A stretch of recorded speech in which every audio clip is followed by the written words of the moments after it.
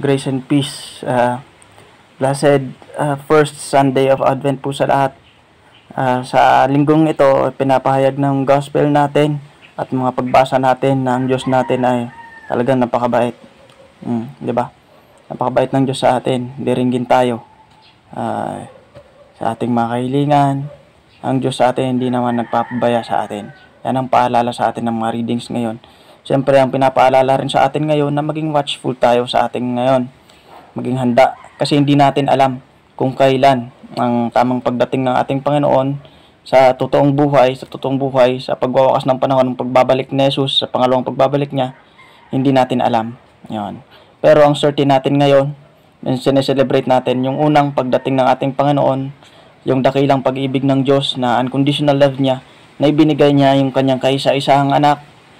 Sa December 25, sineselebrate natin yung unang pagdating ng ating Panginoong Jesucristo.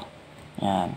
Kaya sa paghahanda na yon, dapat ihanda natin ang ating sarili. Maging pakadalisahin natin ang sarili natin sa harap ng Diyos nang maulit sa atin yung tuwing taon-taon pala ay maulit sa atin yung dakilang pagmamahal ng ating Panginoong Jesus at Panginoong Diyos na ibinigay niya yung kanyang kaisa-isahang anak.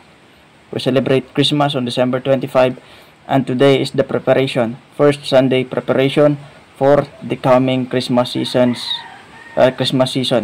Diba? Sa December 16, magsisimula na ang ating novena, tapos 9 days bago yung Christmas Day talaga, yung pagdating ng ating Panginoong Jesus.